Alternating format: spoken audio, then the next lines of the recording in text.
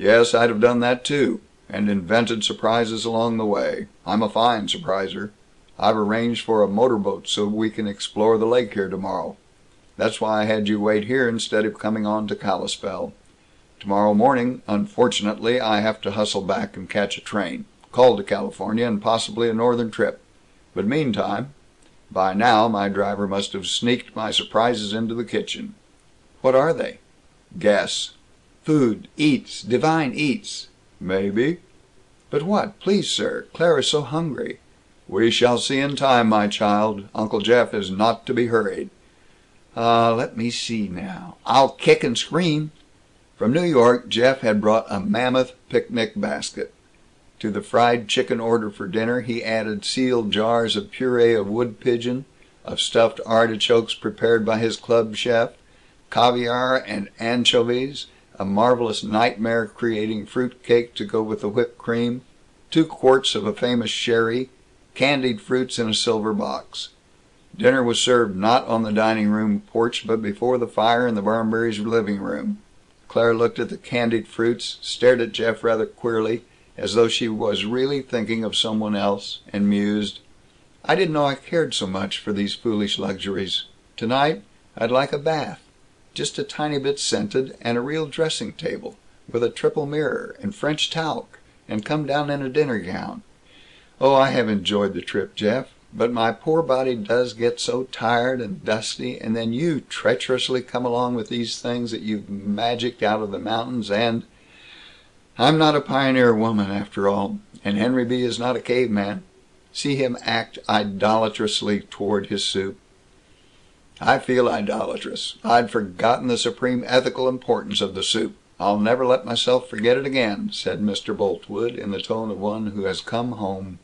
Claire was grateful to Jeff that he did not let her go on being grateful. He turned the talk to Brooklyn. He was neat and explicit, and almost funny, in his description of an outdoor presentation of Midsummer Night's Dream, in which a domestic and intellectual lady weighing 187 stage side had enacted Puck.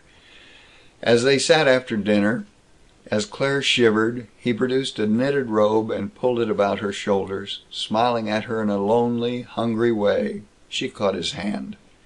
"Nice, Jeff," she whispered. "Oh, my dear," he implored. He shook his head in a wistful way that caught her heart, and dutifully went back to informing Mr. Boltwood of the true state of the markets. "Talk to Claire, too," she demanded. She stopped, stared. From outside she heard a nervous pit, pit, pit, a blurred dialogue between Mr. James Barmberry and another man. Into the room rambled Milt Daggett, dusty of unpressed blue suit, tired of eyes, and not too well shaved of chin, grumbling, "Thought I'd never catch up with you, Claire. Why—" "Oh, Milt, Mr. Daggett. Oh, Jeff, this is our good friend Milt Daggett, who has helped us along the road."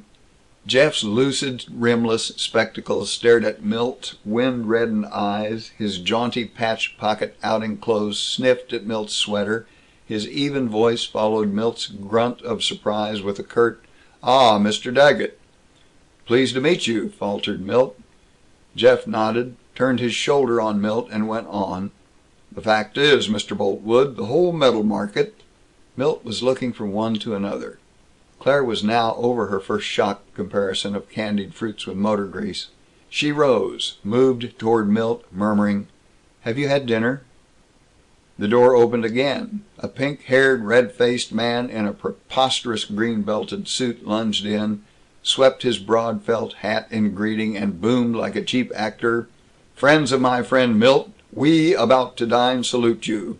Let me introduce myself as Westlake Parrott, better known to the vulgar as Pinky Parrott, gentleman adventurer, born in the conjunction of Mars and Venus with Saturn ascendant."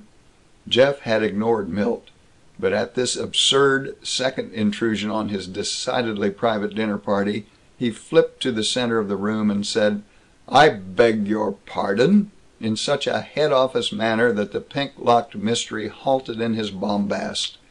Claire felt wobbly. She had no theories as to where Milt had acquired a private jester, nor as to what was about to happen to Milt, and possibly to her incautious self. End of chapter 16.